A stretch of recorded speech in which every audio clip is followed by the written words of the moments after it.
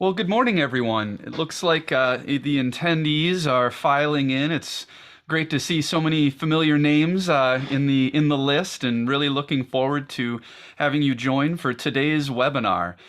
So today we have visual artist Jessie Rashi with us, who now lives up in Brookings, South Dakota, for a session on how and why to start an email list as an artist. Need to start by saying thank you to our partners. Without the support of the South Dakota Arts Council and the Bush Foundation, none of these webinars and educational professional development programs would be possible. So we thank them so much for their support for so many creative communities around the region.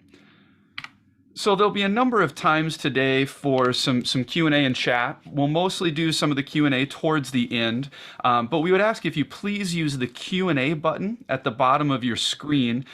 We can either answer via text, or I will bring the questions to Jessie during the Q&A time at the end. And then also feel free to use the chat function to talk to the other attendees or to have conversations, or if with any technical questions if you're having any Zoom issues. So really quickly, before turning it over to Jessie, I'd like to welcome our Executive Director, Jim Spears, to say hello. I know Jim was just down in the sun and the fun and is back up in South Dakota, and thankfully brought some of the nice weather back with him, I think. Yes, good morning. Thanks, Andrew. Yeah, I had a short vacation to Florida and enjoyed some nice weather, and I'm happy to get back here and not have it. I think when we left, it was 20 below. So today's a nice day, and it actually gets me thinking and excited about the upcoming arts conference. And that's really what I wanted to share with the attendees today, that we have our our grand get together, as I often call it, of our state's arts community, coming up in May. It's May 19th through 21 in Rapid City. And as you all remember, we tried this a couple years ago, and the pandemic had other ideas. So this year we're going to give it another go. We're going to be back in Rapid City. We're excited for we're excited to showcase what a great creative community Rapid City is. So if you haven't checked out the arts conference yet, please do so at our website, artsouthdakota.org, ARTS plural, southdakota.org. And you can go and see all the details, but we have a lot planned. We have a pre-conference that is mostly focused on community art. I know that would probably be of interest to the folks that are attending this webinar. And then for the full conference, we have dozens of presentations, keynotes by Pam Bro, who's the CEO of the National Assembly of State Arts Agencies, as well as Laura Zabel, who is the CEO of Springboard for the Arts in Minnesota. We've probably all heard about Springboard. It's made a lot of headlines this last couple of years. It's a great organization, especially focused on community creativity. So we're excited to have her in South Dakota. It may be both Pam and Laura's first visit to Rapid City, I think. So that's great. And then we have someone who's been to Rapid City many, many times, also a keynote for this year's conference, and that is Secretary Jim Hagan from the Department of Tourism. So check out the conference activities. We only do these conferences every other year, and it's been 4 years now since the last time we've been able to get together in person. So it's a big one, and we're very excited to have all of you attend. And then thank you, Jessie, for joining us today, and Andrew for putting this webinar together. We really have found that these webinars have been a great addition to our professional development and outreach, and we plan to continue them. So I'm excited to have another one here today, and the topic I think is very appropriate. There's so many tactics that we can employ in our marketing, and sometimes it's we get caught up in all the social media and the apps and all that. And I think good old fashioned, and now I think email is considered old fashioned, but it's very, I think sometimes we overlook just the power of a good email list and how important that is for an organization or for an artist. So, well, I'm excited to learn a lot today, and I appreciate you being here on the webinar with us, and I'll turn it back over to Andrew. Thank you. Great. Well, thanks so much, Jim. Good to see you. And now I'll let Jessie take over and share her slides and get rolling. Thank you so much for this opportunity. I'm really excited to be here and share my excitement about the email newsletter. And okay, bear with me for 1 second. The buttons always go right in front of how I can make this big. Excuse me.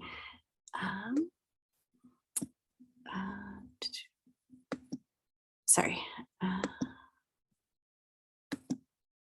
There we go. So I'm Jessie Rashi. I'm a professional artist. I work very hard on my art career, and a really big part of what I do is my email list, my newsletter. And so when I became a professional artist 14 years ago, I started my newsletter right away at the beginning. And I was making these little teeny paintings. They were 6 inches square, and selling them to people on my newsletter. And then over the years, my art has changed, the subject matter has changed, the size of my art has changed, the price of my art has changed. But I still have some of those original people who have been on my newsletter for 14 years. They've seen my whole progression, and it's just really nice to have that. And I believe anybody who is a professional artist or who plans to be a professional artist, but right now maybe they have a primary job and they're working up to it, or they're in school, that is the perfect time to start your list of potential fans and collectors before you even have things to sell, when people can start to get invested in your career. But if you have been a professional artist for a while and you haven't started one yet, then today is is the perfect time to start. And there are so many things you can do with your email list. And I'm aware that I'm a visual artist, and so I hope that this material also speaks to artists in other areas. But please feel free to ask questions or chat about how this might apply to you, or if you have any questions about that. But I think one of the great reasons to have an email list is if you want to sell your art or your merchandise directly to your fans and collectors, and have control over that yourself. If you have workshops or classes that you want to let people know about, or that you run from your studio and you need to get the word out about them, then you have people who are really invested in you, that you can let know about it. A lot of venues, even though they're running your event or your show, will want you to also promote your events. And so being able to help with that is very important. Nurturing these potential collector relationships so that, 6 months or 5 years or whenever in the future, this potential collector says, oh, I really want some artwork, they think of you because you've been nurturing that relationship all this time. You can also nurture relationships with other kind of entities that you want to work with. And so on my newsletter list, I know that I have fans, I have collectors, and I also have some gallery owners and some art writers, and being able to nurture those relationships is really beneficial. but also you have company on your art journey. You have people who have been following you specifically for a certain amount of your art journey, maybe even your entire art journey. And that really feels empowering. You can cultivate your artist persona and kind of do some discovery around what you want to present to the world. How much of your work is around something you really believe in, something that you really want to share, and how to express that. And having these small little bites you send out in the world can really help you discover more about yourself and who you are as an artist. And nurturing fan relationships is so important. These are the people that give you strength when you're having a really hard time, and you send out a message and say, I'm really trying to work through this artistic expression and it hasn't come through yet. And somebody will write back to you and say, I love what you're doing, keep it up. And oh my gosh, that's amazing. And you can send something out and say, this is an exciting thing I've been working towards for a long time and it happened. And these people will write back and say, I've been watching your whole career and I'm really happy for you. And it feels good. You can share things that you're excited about, things you're working on. It doesn't have to be finished products. And you can get feedback when you want it. Sometimes you don't want feedback, you just want to share. And sometimes it's like, hey, I'm trying this new palette. What do you guys think? And they'll actually write back and let you know. So what if you already have a gallery that's selling your work, or you have a social following? Why would you want an email list anyways? It's yours. A lot of galleries, most galleries, their email list, if somebody buys your artwork, the gallery owns that contact. They know who that person is and you don't. And so then if something happens with that gallery relationship, if they're just not promoting you as much, or if they go out of business or something, then you don't have that contact information and you have to do a lot of work to try to figure out who your collectors are. And if you have a social media platform, I think all of us have been on a platform that would send out your information to everybody who follows you, and then at some point decided to charge you to do that. So they only send your information out to 10% of the people who follow you. And if you want everybody to see it, you have to pay. And that's not true with an email list. So here's the big question, right? How do you grow that email list? And you start by inviting your friends, your coworkers, your family, people who care about you, but invite them. Don't just sign them up. And you can invite people who are interested in your art. If you are, if you're out somewhere and somebody says, hey, what do you do? And you say, oh, I'm an artist. And they're like, hey, tell me more about this. And you show them, some pictures on your phone or something, and they're interested. Say, hey, I send out a newsletter once a month. Do you want to see more of my art? And it doesn't have to feel salesy. It can just, it's you sharing something that they want to see. If you're at a non-traditional venue having a show, or a fair, or an art center, something like that, a lot of times having a guest book out is encouraged.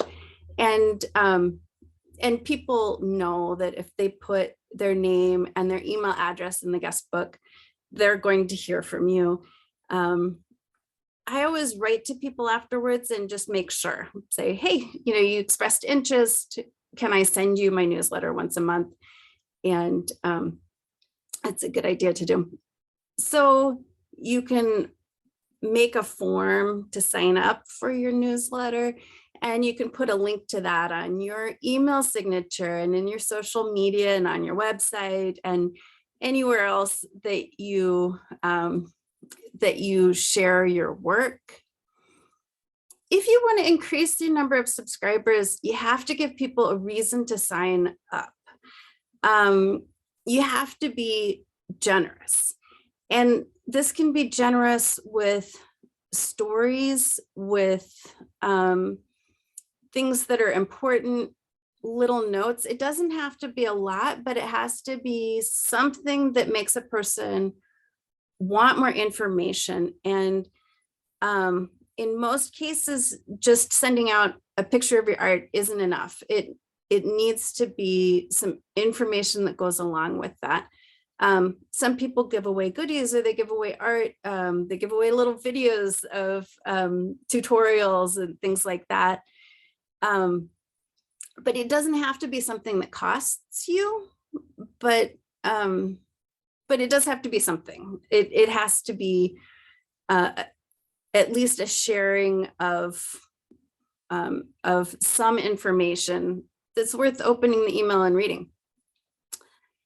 And then, think about what gets you to click a subscribe button, and that might be the same thing that would work for your fans or collectors. And remember to nurture yourself. You're putting yourself out there. You're putting time into this. If you get a subscriber that has signed up so that they can send you unsolicited feedback on everything, and you send out your email and you're happy, and then you see their name when you look at your inbox and you just go, oh, not again, just unsubscribe them. Nobody will notify them. They just will stop getting your messages. And I've only had to do that once, but if it's stealing your energy, that's not what a newsletter is about. And it's okay to take a break from your newsletter. Most of the people that I have followed for 5 or 10 years have at some point taken a break, and they'll either announce it at the beginning, like, I'm coming into a busy time or a hard time in life, and you won't hear from me for 6 months. Or they say so afterwards, of like, I've been gone for a while. I had personal things, and here I'm back. And that's okay. It's totally okay to do whatever you need to do to take care of yourself. So how do you set up how do you set up and do it? And so if you have less than 10 or 15 subscribers, it's okay to just send it out through your email. You can make yourself a list where you just keep track of people's first name and their email address, and you can do that in Notepad or Word or whatever kind of program is easy. I recommend having a separate list. So if somebody does write and say, I just have too much email, please remove me, you have a way to do that so they don't get your email next time. If you do that, put everybody's name on the BCC line. If you send it and you put everybody's email address on the to line, they have no privacy. Everybody can see who everybody else is on your newsletter.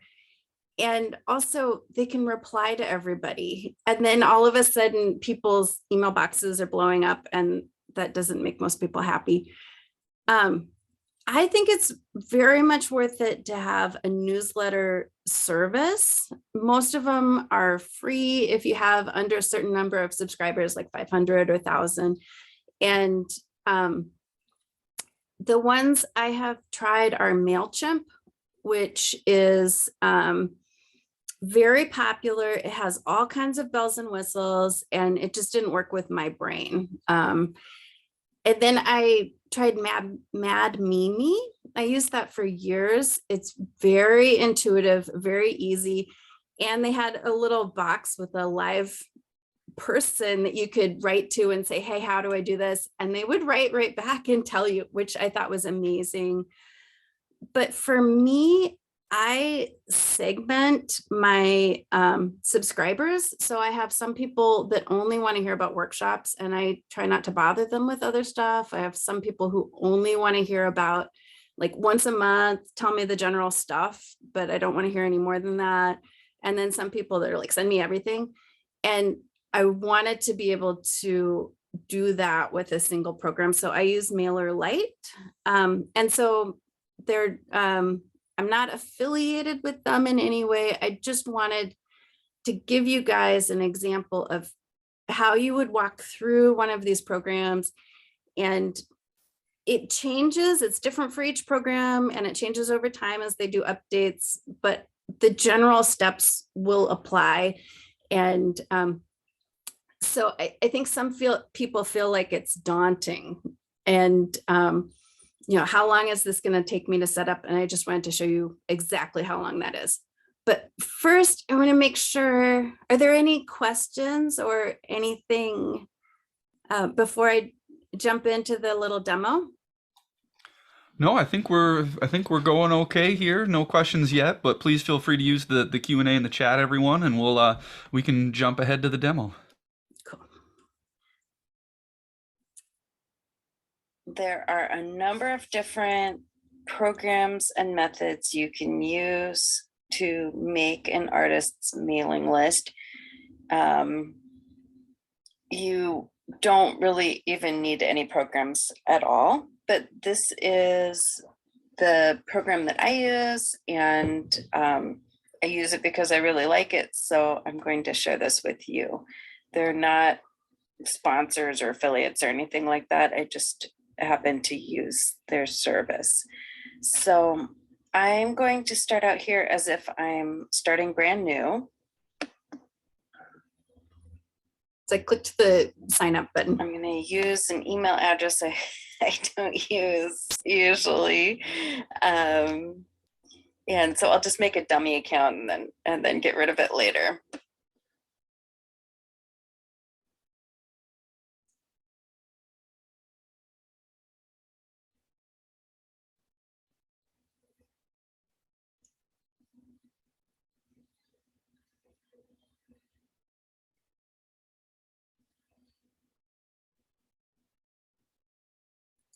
I finished filling out this form and then got an email to prove that I'm a real person and a legitimate person. And so they go to a lot of effort to make sure people are not spamming from their accounts. And it,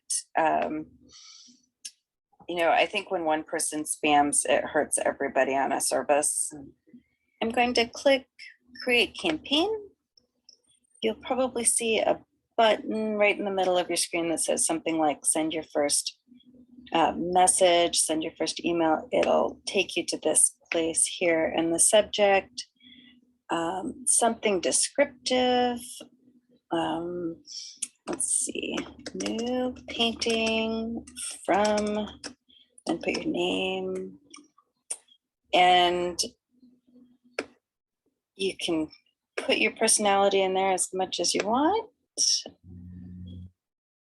think it really helps if the subject line has something that's consistent every single time you put out a newsletter, so that people see it, they instantly think of you.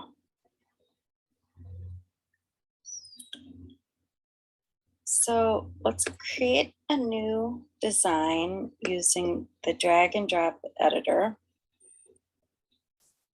I am just going to delete everything and start fresh.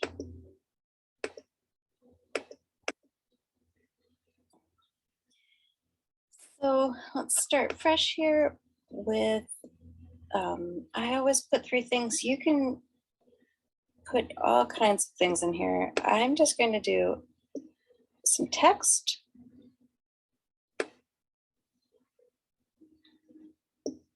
An image.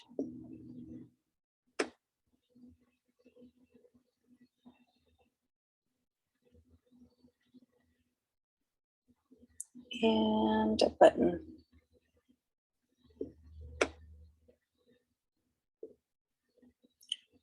So for the image, you can drag images from your folders into here.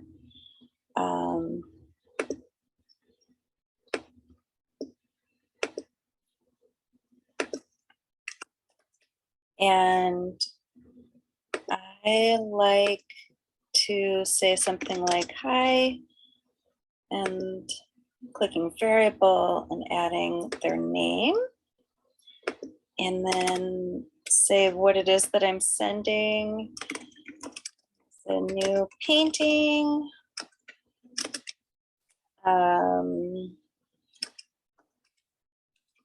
Apply to inquire. So usually I'll say a lot more about a painting. I'll tell it a little story, maybe 2 or 3 paragraphs, maybe 1 paragraph. And then I say, have a great day. And let's see. And you want your salutations to sound like you. So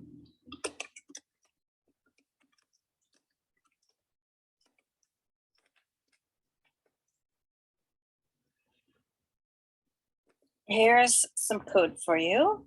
In here, I'm putting mail to : and then the email address. So this part here is completely optional. You can just put an image and a message. And done editing.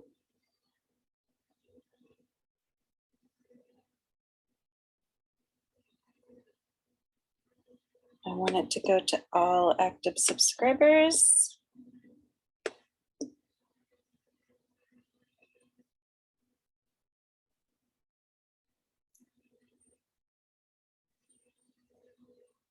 So double check that your subject is what you want it to read in their mailbox. You can send a test message. I highly recommend this. Click on every button, click on every link, make sure you're happy. And you can open up your tracking configuration and turn on link tracking if you want. I usually do that. And then we'll go to schedule. You can send it now or you send it later.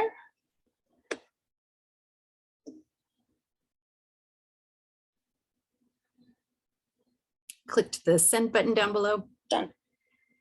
Okay, so I just clicked sent messages. This is already sent out to 2 recipients. Both of them are myself, of course. And once I open the message, that'll show up here so I can know how many people actually opened any message I sent out. And that's it. There are a Excuse me. number of Trying to get on to the next slide. There we go.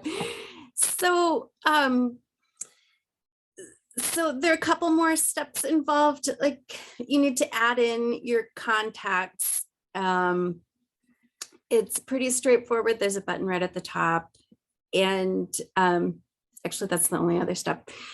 And so these are the kind of things that I send out pretty regularly. For me, my newsletter is one of the most important things I do for my art business. And so I take it pretty seriously. I send out newsletters when I'm announcing new art, whether or not it's available. I think it is very nice for people to both see things that they can purchase if they want to, but also to see new things where they're not being sold to. It's just sort of experiencing the career. And I think that's very nice. I send out invitations to shows. When I don't have a show going on in a gallery, sometimes I'll set up a show on my studio wall and I'll give a tour of that and I'll name the show, and people actually really like that. So I send out invitations so people know that they're invited to come.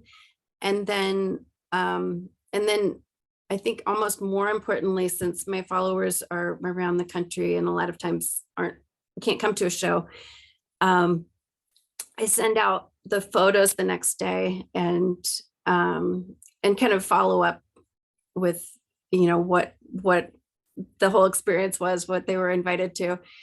I tell people about workshops, and I send out a monthly newsletter to people who only want to hear from me once a month. And so that's a combination of new art, upcoming shows, things that are available, and usually just a very small personal note.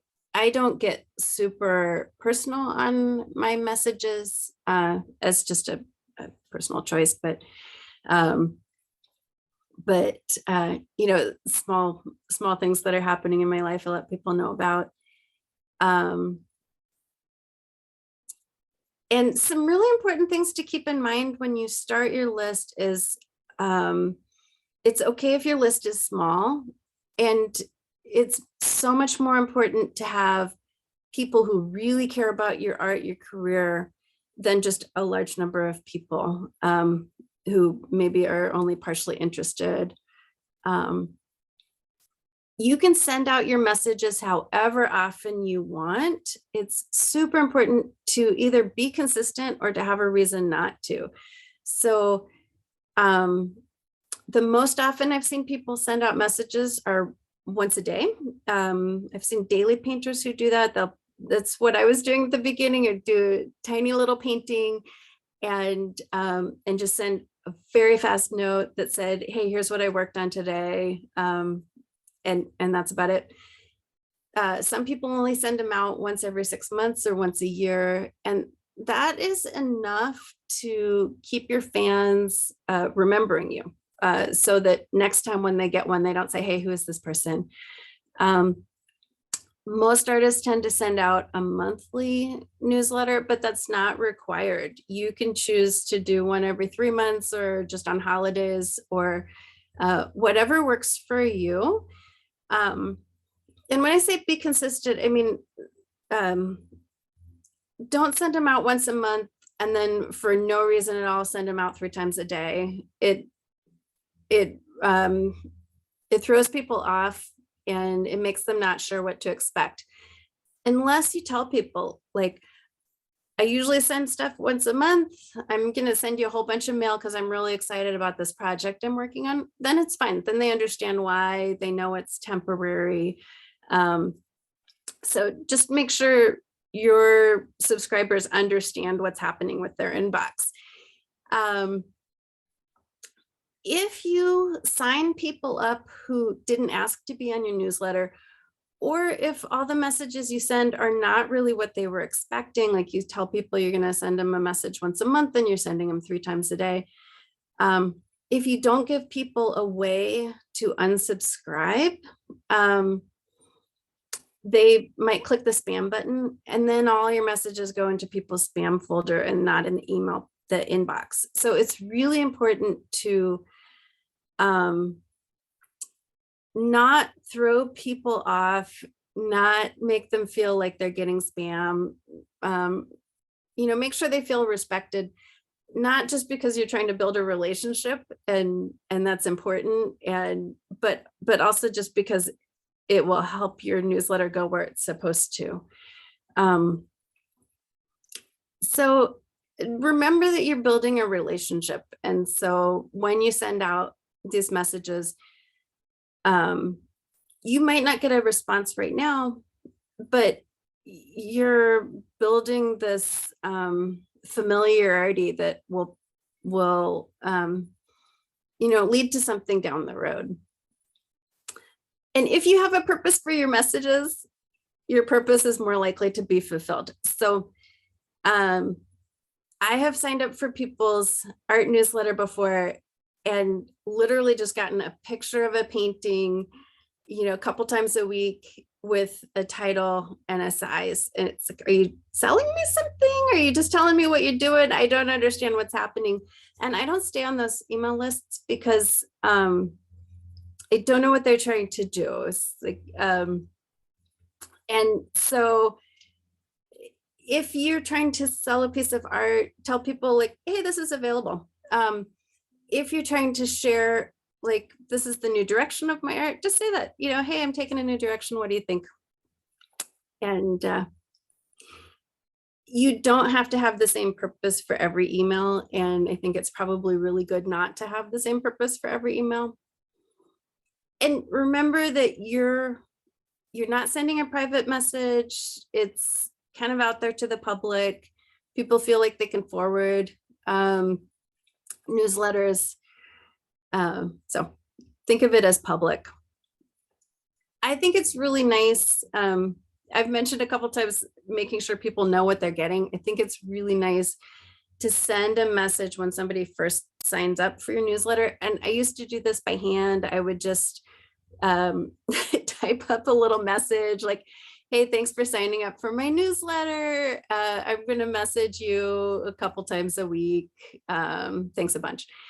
And now I have it automated. So when somebody signs up, they get a message from me that says, you know, this is how often you'll get my messages and this is who I am. And thanks so much for your interest. So here are 4 of my very favorite art newsletters. For all 4 of these artists, I am excited when I see their message in my inbox. I want to open them. They're completely different. Tim Cunningham on the far right is plein air artist in Minnesota, and he is so professional. And he's so straightforward about, this is my career. I'm selling my art to pay my bills, and everything is in that voice. It's personal, but it's so straightforward about being a business, and it's fun. Chong Wang, with the brown background there, I've been following him for 14 years now. And he is a daily painter in Texas. And each message is short and sweet, to the point. If he has 2 things to say, he sends 2 separate messages. And he's so self-effacing. It's so different from what most artists do, where you just tell people about your successes. He'll send out a message that literally says, here's the painting I worked on today. I'm trying to figure out green and I don't feel like I really did it. And it's charming. It's really charming. And it develops this, like, his fans adore him. Carolyn Anderson with the green and white hair is, she is a master impressionist painter. And her newsletter is completely educational. I've never seen her post her own art. I've been subscribed for, 5 years, maybe longer, maybe 10 years. She posts other people's art occasionally. She posts these fascinating stories, like, why is red paint so affordable and plentiful? And she'll have the science behind it. She's so generous with her stories, with her information.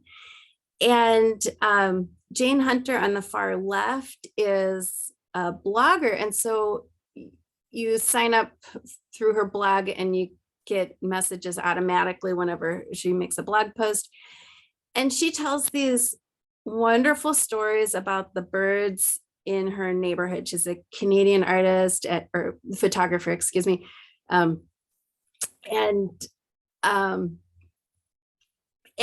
I didn't even realize she was selling anything until I'd been on her list for a couple of years. But she has these wonderful stories, and it's not something I ever would have thought to be interested in, but it's wonderful. So she talks about the trials of the birds in her neighborhood, and they all have names and, squabbles and loves, and it's really fascinating. And so she sends out these wonderful stories, and then occasionally she'll say, hey, I have photos available, here's a new one. And you just want to go check them out because she's been so generous with her stories. So those are 4 completely different ways to make a newsletter, and they all have very distinct artist personas, and they're all very effective. Like, you feel like you know that person because of the way that they phrase things, or how long or short their messages are. So that is all about how and why to have the email list. And I hope that I have convinced a couple people that it's not that hard and it is absolutely worth it. But I would love your questions. So. Great. Well, thank you so much, Jessie. This has been really informative. We've got a couple of good questions, and then I had a couple as well. But one attendee, Nancy, asked, is there a benefit to using the email service like you do over just having the Gmail account? Yeah. So I do have a couple artists that I follow who just use their email account, and it goes into my inbox just as much as everybody else's does. They don't know if I opened my message or not. So I think that's a benefit. Sometimes you'll send out a message that you spent a lot of time on, or, you really think, oh, this is my best piece of art ever, and you don't hear anything back. So it's nice to be able to, for me, to look at the statistics and say, oh, I sent it in the middle of the night and nobody opened it. Like, I'll try resending it. So I think that's the benefit. And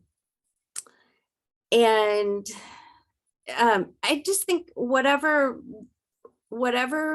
will not have a barrier to actually doing it is what you need to do, though. Like, if you think trying to sign up for a server or a service is something that you'll put off till next week or next year, but you're willing to send something from your Gmail account, then do it that way. Yeah, from my perspective as a musician, and also with Art South Dakota, one thing is legally, and Katie brought this up as well in the chat, but with some of the new law changes, legally, if you have an email list, you have to have an unsubscribe option, even if you're just sending it via your personal email. Now, that can just mean if someone sends you, say, please stop emailing me. And like you said, Jessie, if you have a spreadsheet or something to track that, make sure you have a way to remove someone if they've asked to be removed. And then the other thing I think is all the automated stuff that you mentioned is really helpful, where if someone signs up for the list, sends them the email automatically, takes that off your plate of having to thank them for signing up. And actually, I know I went to your website, Jessie, to grab the link, and I noticed, I'm going to quick share my screen. One thing that pops up on Jessie's homepage the first time you visit is the thanks for visiting, inviting you to sign up for the email list. And that's the kind of thing that's so nice to be able to just kind of automate rather than needing to work on that manually. And then the last thing I was going to mention is the segmenting, which you also see in this example on her website of, do you want to get new art updates, or do you want to learn about workshops, or both? I think that can be really powerful, because then you're really able to target if it's a fellow artist that is maybe really looking forward to your workshops and maybe is interested in what you've been doing, but they're not really going to be a collector. Then sometimes it's easier to make sure they're only seeing what they want to see and really keep actively engaged. And then in regards to that, I think also it frees you up a little bit. Like, if there are people who specifically said they wanted a workshop, I don't mind emailing them 3 times and saying, did you know that the enrollment's closing next week? But I would feel terrible if I was doing that with my collectors. And so being able to tell the difference is really helpful. And then just one other question that came up that so we will be able to send out the PDF of the slides as well as the recording to everyone, so you can go back, see some of the how-tos, look at everything again. But the question came up, if you scroll further up in the chat, the 3 options that you've used before, you had used MailChimp, but found it just a little too much. Yeah, I know some people love it, but yeah, it just didn't work with my brain for some reason. And then you really enjoyed Mad Mini, except it wouldn't allow you to segment. And so that's how you kind of ended up with MailerLite. Yeah, and Mad Mimi, it was so easy. Like if you want, I don't know, it was very easy. It's been a few years, so I don't remember much about it. But yeah, but I love MailerLite because they let me do the segmenting thing. Before I forget too, the only other thing which kind of got brought up, but if you're using Gmail, I've known this too from sending some emails out. You can only have a certain number of people in the BCC line per email, but also it starts to get filtered as spam by a lot of people, and so I've found that the more I can either use an email list program or a direct email, seems to not get flagged quite as much. Yeah, and that's such a good point, because once you start going into the spam filter, you're kind of stuck. Like you start over, move, and so doing everything you can to stay out of that spam folder is really helpful. And right now, I don't know about you, but half my mail's going in the spam folder for some reason. What is happening? None of this is spam. So I don't know. It's just, that seems so important. Another question for you, Jessie, and this is very different for different people depending on the tone they're going for, but how do you use personalization of the emails? Like I noticed you said, in your example email, you had the first name of the person you were messaging. Do you use that in the subject line ever? Do you, how do you kind of navigate that? So I want it to be personal enough that it feels like I wrote to somebody directly, but not so much so that they're confused about that. Like I want them to still know it's a newsletter. But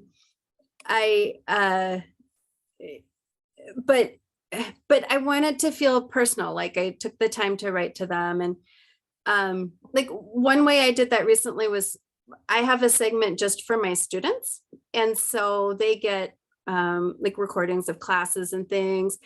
And I realized that I wanted to know how everybody in my class was doing. And so I wrote to them and I just said, hi, name, how is painting going this week? And, it's very personal. You can still see the thing on the bottom that says it's a newsletter, but everybody took it personally and they wrote back and responded to that. And I've had very good luck with that. I had a time a couple years ago where I wrote out to all of my collectors and fans and just everybody on my list and said, can you tell me why you like my art? And for me, it was something important I was doing with just some self-reflection and things with my career and my branding and all that stuff. But like people knew they didn't get a personal email, but they took it personally. And like 20% of the people on my list actually replied. So I find that very helpful. But yeah, I just write, hi, so-and-so, because that's how I would talk to somebody. That's how I would. And then for my, have a good day or best wishes or whatever, it's exactly how I would sign it. And so I think if you have a specific voice that you would talk to somebody in, like if you were telling them about your art, I think it's really important to use that voice so they're not, so it feels honest, Yeah, and I don't know about you, but sometimes for me, if my name is in the subject, that's kind of like the sure sign that it's not actually an email to me. You know what I mean? Like that's like, okay, now it's a company emailing me, and sometimes I kind of glance right past it. So that's exactly how I feel. Like I started putting emojis up there about a year ago because I realized that the newsletters that I follow and I see them and I never just go, I don't know what that is, I'm going to delete it, are the ones where they have the exact same thing in every single subject line. So there's one artist that's like, plein air, this person, every single subject, and then he might have more words afterwards. There's one that says today is painting, and then it might have more words afterwards, but I always see those words and I go, oh yeah, that's so-and-so. And so I just thought, if I have the first two words and I have the little sunshine emoji, people will go, oh, that's Jessie. But yeah, I don't put their name in there. It feels tacky. Yeah. Great. Well, I think that's all the questions, unless any others kind of pop in. But the other thing I just wanted to kind of point to is that really excited me is that idea of really building those relationships in a different way. Social media can be great for that, but as you were saying, sometimes social media can feel more, I don't know, more exposed or less conversational, even though it should be more conversational. Or Right. but then also you have control of the list, like you said. You know who's getting it. You know how often you're posting. You know that they're getting it in their inbox, whether or not they're reading it. But with Facebook, you don't know if it's showing up in the algorithm or what's happening there. Right. But I like that relationship building idea, because for all whether you're a musician or a visual artist or you kind of have your, I don't think it's quite the 80-20 rule, but you kind of have your super fans. You have the long tail of some folks that really support you, and really whether it's moral support or financial support, that are kind of the big ones for you. Great. And this is probably a really good way to reach those folks and keep that relationship alive. Yeah, that's such a good point. And I think one thing that people have a hard time with sometimes is feeling like, oh, I'm selling people stuff, I'm making people read stuff they don't want. But what you're doing is you're giving people who care about you the opportunity to actually know about your career. You're being generous with that. And how nice is it if you're following a musician and you really like them and they send out a little message of like, here's the thing I'm trying to work through, or here's it's like you just get more interested in their career. And yeah. Well, and I think that was the other thing that struck me was a good reminder of how exciting the behind the scenes stuff is to people. We in our in our own creative lives, that's the difficult part or the boring part, but we live it every day, so it seems like, oh hey, I've seen this, of course this is what an artist does. But oftentimes your supporters or your collectors or your fans, like for me, being primarily a musician and not really a visual artist, visual art to me feels like magic. Like it's wonderful. I know just enough to have some context around what I like and why I like it. But to me, that's a magic trick, and I love that it's still a mystery, And so it's really exciting to get to see what a studio looks like, and how an artist develops their style and the kind of daily trials and tribulations they go through. And I think it's easy for us as creatives to forget that can be really exciting to an outsider. Yeah. Yeah. And I think, it's funny. It's like, it's taken me 14 years of having a newsletter to get over some of the stuff that's like, oh, I don't want to show people that this was hard, that, that I tried to get into this show 4 times before I did. But I'm finally at this point where it's like, that's the part that people get really excited about, of like, look how hard it was to get this show together. And, I've sent out like a photo of my list of to-dos of like framing, wiring, signing, like calling this person, driving this thing, doing this thing. And like, oh, wow, that makes me appreciate it more. And yeah, people are really interested in that kind of stuff. And I'm sure for musicians, there's all kinds of stuff. It doesn't just like, oh, a fully formed song popped into your head and you know everything. And it makes it more like, oh, wow, that's a real job. It's a real effort. Yeah. Mm-hmm. Mm-hmm. Great. Well, we're coming up on the hour here, but I just wanted to say thank you again so much to Jessie for joining us. And Jessie, if you'd like, feel free to toss up that slide with some of your info. I did throw Jessie's website into the chat, so you can follow her there. We will be sending out the recording and the PDF of the slides, and we also have some additional webinars coming up. Next Monday, we have a really exciting session with Harmony, South Dakota, which is a group here in Sioux Falls that focuses on community building for young people, especially recent immigrant community, and others through the power of music and music education and mentorship. So that will be on Monday. And then, as Jim mentioned at the beginning, the really exciting thing coming down the line will be the May 19th to 21st State Arts Conference out in Rapid City. And you can find more about that at artsouthdakota.org, along with ticket prices. We do have an Emerging Arts Leader Scholarship for young artists or arts administrators, or for those early in their career at whatever age as well. And Jessie has more of her contact info and some of her upcoming workshops and shows on the screen now. And thank you all again so much for joining us and for helping keep South Dakota creative and vibrant and moving forward. So thanks again, Jessie. Yeah, thank you so much for the opportunity. And I hope people send some newsletters. Great. Thanks again. Thank you. Bye-bye.